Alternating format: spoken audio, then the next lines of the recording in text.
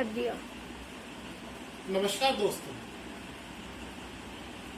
मेरा नाम डॉक्टर अरविंद शर्मा। मैं सह आचार्य भौतिक शास्त्र पद पे हूँ, आयुक्तालय कॉलेज शिक्षा राजस्थान। वर्तमान में मैं राजकीय डूंगर महाविद्यालय में कार्यरत हूँ। आप सभी का मेरे द्वारा प्रारंभ किए गए व्याख्यान माला में स्वागत है।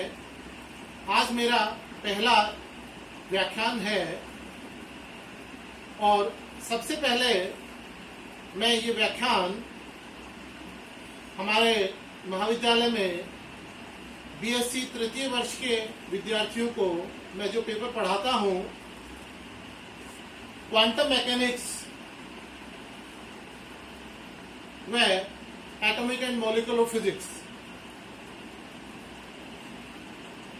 बीएससी तृतीय वर्ष में यह महाराजा गंगा सिंह विश्वविद्यालय में प्रथम पेपर के रूप में पढ़ाया जाता है। Quantum mechanics, atomic and molecular physics एक बेहद अच्छा विषय है और क्वांटम मैकेनिक्स को मॉडर्न फिजिक्स के नाम से भी जाना जाता है। सबसे पहले मैं महाराजा गंगा सिंह विश्वविद्यालय में जो पेपर की स्कीम है उसके बारे में मैं आपको जानकारी दूंगा। ये पेपर 3 घंटे का होता है, 45 मार्क्स का है, 45 नंबर का पेपर होता है, जिसमें 3 सेक्शन होते हैं, सेक्शन ए, सेक्शन बी और सेक्शन सी। सेक्शन ए में 10 क्वेश्चन आते हैं। प्रत्येक क्वेश्चन 1.5 मार्क्स का होता है, अर्थात कुल सेक्शन ए 15 नंबर का है। प्रत्येक प्रश्न का उत्तर 50 शब्दों से अधिक नहीं होना चाहिए। मैं इसे फिर एक बार जोर दे रहा हूँ, विद्यार्थी ध्यान दें कि जो भी पेपर में स्कीम होती है उसको हमें बहुत ध्यान से देखना चाहिए। शब्दों की सीमा जो है वो 50 शब्दों से अधिक नहीं होनी चाहिए। सेक्शन बी में प्रत्येक यूनिट में से इंटरनल चॉइस के आधार पर 2 प्रश्न आते हैं, अर्थात विद्यार्थियों को 5 प्रश्नों का उत्तर देना होता है। इंटरनल चॉइस के आधार पर कुल 10 क्वेश्चन होते हैं। प्रत्येक प्रश्न 3 नंबर का होता है, अर्थात सेक्शन बी भी 15 नंबर का होता है। सेक्शन सी जो है उसमें लॉन्ग क्वेश्चंस होते हैं। सेक्शन बी में जो शब्दों की सीमा है वो अधिकतम 200 शब्दों की है। सेक्शन बी में जो शब्दों की सीमा है वो 200 शब्दों की है, 200 वर्ड से ज्यादा नहीं होने चाहिए। सेक्शन सी में जैसे मैंने बताया कि 5 क्वेश्चन आते हैं, प्रत्येक यूनिट में से एक प्रश्न आता है। 5 में से किन्हीं 3 प्रश्नों का उत्तर देना होता है।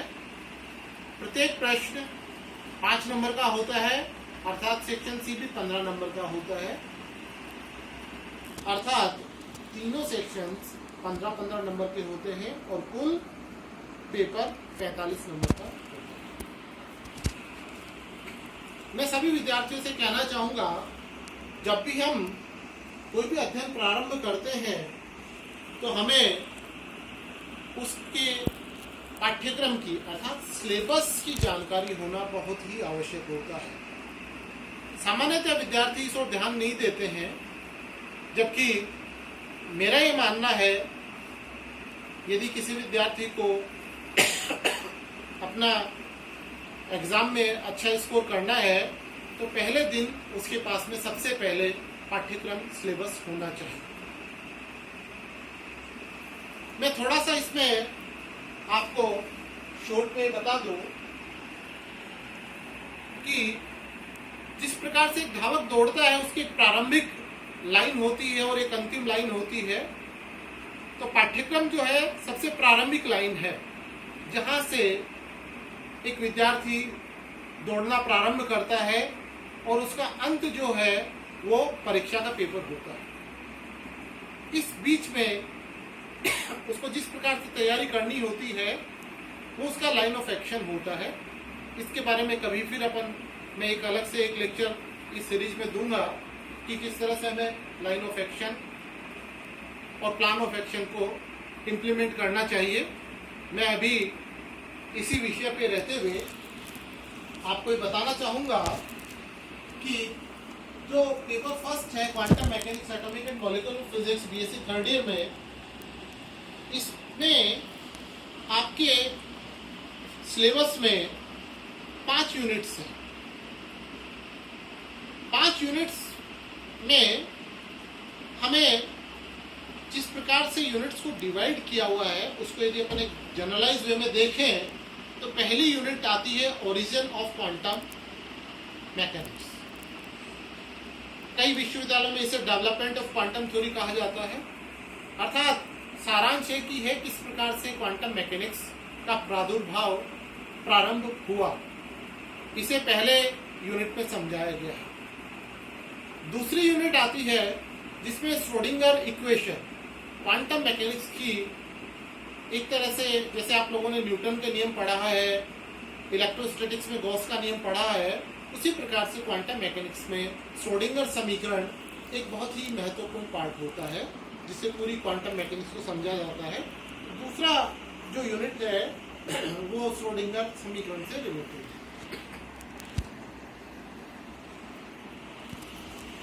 तीसरी जो यूनिट आती है वो यूनिट यहाँ पर आती है सॉल्यूशंस ऑफ श्रोडिंगर इक्वेशन।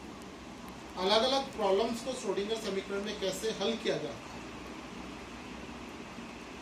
चौथी यूनिट में आता बाउंड स्टेट प्रॉब्लम्स, बद्ध अवस्थाएं। श्रोडिंगर समीकरण में कई प्रकार की बाउंड स्टेट प्रॉब्लम्स होती हैं, बद्ध अवस्थाएं होती हैं, उनको श्रोडिंगर समीकरण से हमें हल करना होता है। इसे 4th यूनिट में पढ़ाया जाएगा। और जो 5वीं यूनिट है वह एटॉमिक एंड मॉलिक्यूलर फिजिक्स है, जिसमें से कुछ पार्ट आपने 12th लेवल में पढ़ा होगा एटॉमिक फिजिक्स में, जैसे आप लोगों ने बोस थ्योरी वगैरह पढ़ी है, परंतु हमें यहाँ पर कुछ एडवांस स्टडी करनी होती है atomic physics and molecular physics में, जिसमें फ्रैंक-हर्ट्ज एक्सपेरिमेंट एक महत्वपूर्ण पार्ट होता है।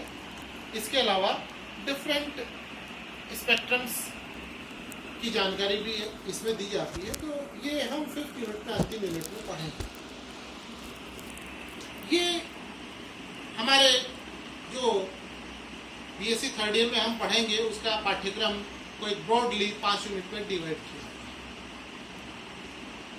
ये मैंने अभी सिर्फ आपको ब्रॉडली बताया है, वैसे आप लोगों को आपके पास में सिलेबस होना चाहिए जो कि आपके इंटरनेट पे आप जाकर अपने विश्वविद्यालय की वेबसाइट से डाउनलोड कर सकते हैं।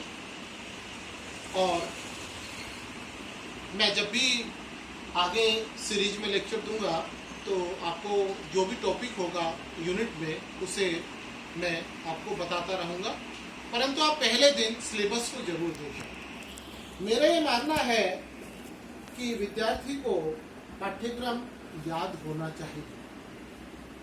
विद्यार्थी ये सोचते हैं कि मुझे पाठ्यक्रम याद करने की आवश्यकता नहीं होती है। मेरा यह मानना है कि यदि आपको पाठ्यक्रम याद नहीं है तो उसके उत्तर कैसे याद हो। यदि किसी भी विद्यार्थी को पूरा पाठ्यक्रम याद है प्रारंभ से लेकर अंत तक, तो उसे ये पता है कि मुझे कौन सा प्रश्न किस टॉपिक के अंतर्गत करना है और इस प्रश्न का ये उत्तर है, तभी वो किसी एग्जाम में सक्सेसफुल हो सकता है। ये खास तौर से ध्यान रखें, पाठ्यक्रम को याद करने की कोशिश करें,